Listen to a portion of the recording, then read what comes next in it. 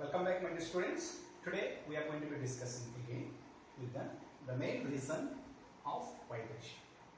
In the last video, we have seen what is the physics behind the vibrations. From that, we understand that within the system, they must have the mass and elasticity natures. In the next one, some external excitation is required, and these are the two reasons. So from that one, we are going to be taking what is the main reason of the vibrations. As we know that here, the different types of the systems existed in our engineering world.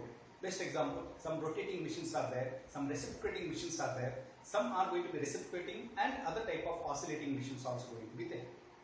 As we know that these are also going to be getting the excitations from the different sized sources. Suppose some examples I am going to be talking about and how these vibrations are going to be generated. What is the main reason for the vibrations? So best example here one. The first one is unbalanced centrifugal force in the system. So we are talking about the unbalanced centrifugal force. When I am going to say centrifugal force, then the element of the particular machine element is going to be in the rotational motion is there. So then what is the main cause? This is caused because of the non-uniform material distribution in a rotating machine element, right? When what will happen here, there is a non-uniform material distribution in a rotating machine element.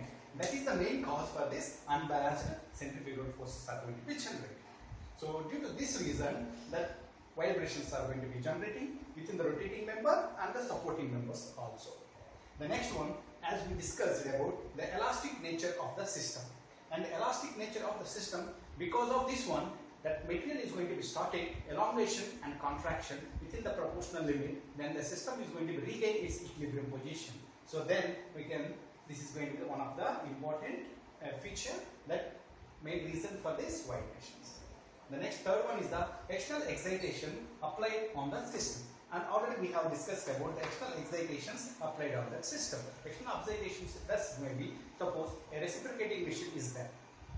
The best example you can take the shaper machine. So then what happened? That energy is coming from the electrical, or machines are converting the electrical energy into the mechanical energy, and continuously that force is going to be applying on that system. So that's the way external excitations are we are giving to the system. And we can take a material and hit with the hammer. So this is the way also is called the external excitation we are giving to that system.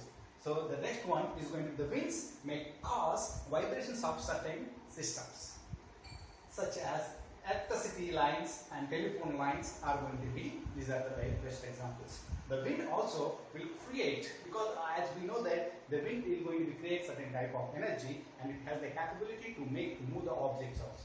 So then the winds may cause the vibrations, certain systems like electricity lines and telephone lines. I hope you can understand this one. In the summary of this topic, we are trying to know what is the main reason of the vibrations. One, the rotating elements are subjected to unbalanced centrifugal forces, right? And the systems the bodies consist of elastic in nature, second one. And the third one is going to be the external excitations we are giving to that system, and fourth one, the winds are maybe the cause for certain kind of the elements. From this one, we are going to be closing this topic. Thank you.